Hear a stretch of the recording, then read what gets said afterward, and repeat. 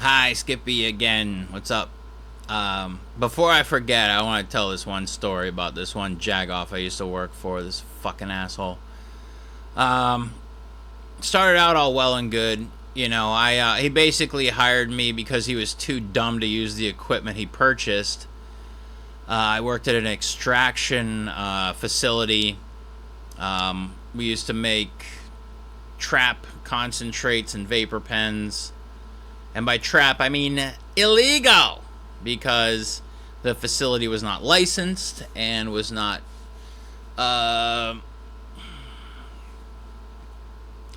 Let's just say I'm happy I got out of there with my life, because this place was a death trap. Okay? I'm going to put it to you like that. So, I worked for this asshole. Alright? And this asshole would brag about his money. Okay? I don't give a fuck about how much money you have. I gives zero fucks. Okay? I don't give a fuck. Your money means nothing to me. Alright? But here is the thing. Okay? That's all he had. He's a little guy, and little dudes are just the worst. Absolute like they're just the worst. Little dudes are the fucking worst. Hate to be sizist, but I'm being honest. Little dudes, they're just small dogs bark a lot. I'll just put it to you like that. Anyhow, so this small dog, he comes bragging in the laboratory about how much money he has and how he's driving this ugly yellow Mercedes and everything. And he's bragging to me about this shit that he has. And I go, hey, bud, hey, come here real quick. Come here. Okay? Do you see these two hands right here? You see them, right? He's like, yeah. I'm like, these two hands are what put the keys and that money in your pocket. Do me a favor. Shut the fuck up. Or give me a fucking raise. And he shut the fuck up. And I didn't have a job much longer after that either. Because at that point, I was so fucking sick of him. So fucking sick of that motherfucker. I hate when I stick my neck out for somebody just to have it thrown in a guillotine. I'm over that shit, dude. Yeah, fuck that guy. He's a piece of shit. Yeah, I just had to get that off my chest because I was talking about, shitty bosses that I've had. And I've had a number of shitty bosses. Yeah, Mitzi Shore was a shitty boss. My God. She didn't pay fucking nothing. I had to change her goddamn diaper for $8.50 a fucking hour. She didn't know where she was half the time. I remember one time I called her up. She lived in Beverly Hills, okay? Called her up at her house in Beverly Hills. It was a sunny day out in Beverly Hills, West Hollywood. I call her up. And I go, hey, Mitzi, what's up? She goes, oh, everything's awful. I go, what's the matter, Mitzi? It's raining out. I'm like, where are you? She goes, I'm in La Jolla. I'm like, you're in San Diego? She goes, yeah. I called her at her home phone number, which was a landline. Okay? She didn't know where the hell she was half the time. Alright? But, and, she built a fortune off of the hard work of thousands of comedians. If you ever read the book I'm Dying Up Here, you'll see that her not paying comedians was motivation for another comedian to commit suicide. Because she didn't. There was a comedian strike in 1977 because she was getting rich off of the talents of people in Hollywood and not paying anybody. She'd pay them in gum and cigarettes. Like, oh, wow. Thank you so much. She had this chip on her shoulder that it's a privilege to be at the Comedy Store. Get the fuck out of here. It's a fucking comedy club. There's thousands of them around there. Oh, but it's not the Comedy Store.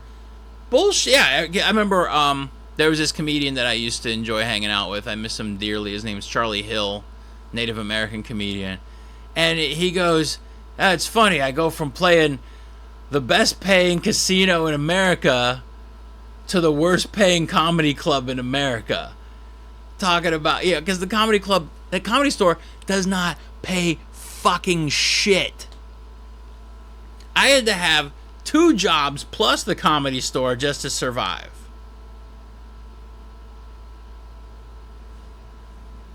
Fuck. Yeah, Mitzi sucked.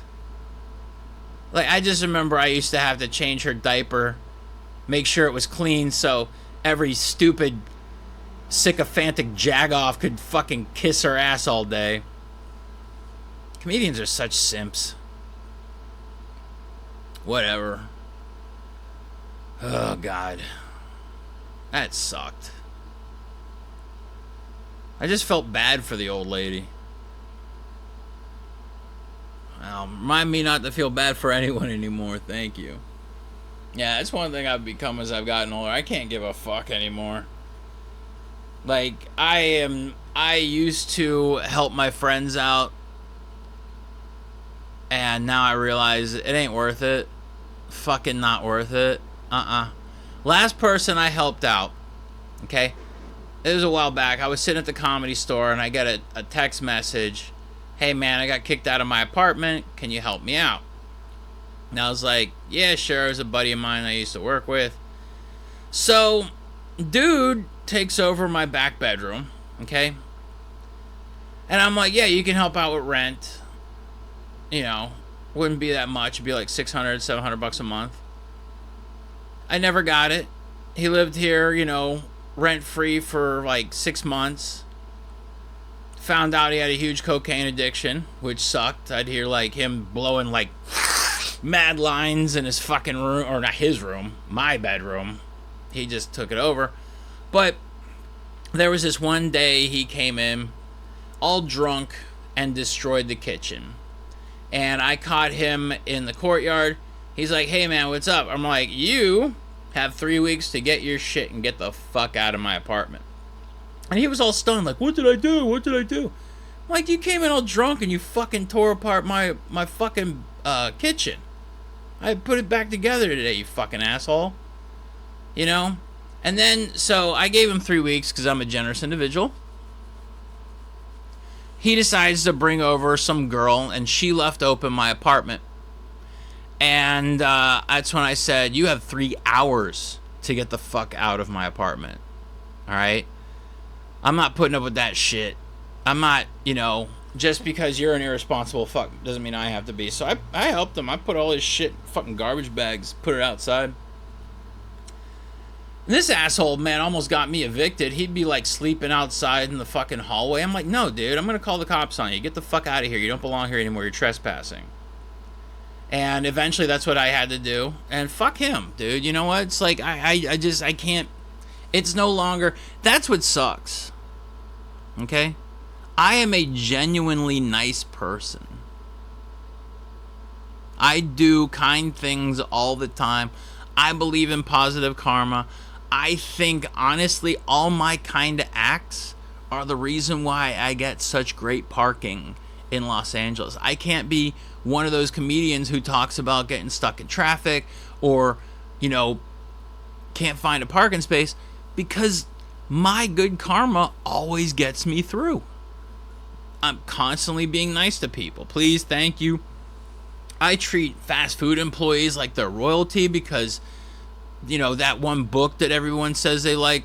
Oh, what was it called? Like the Bible, I think.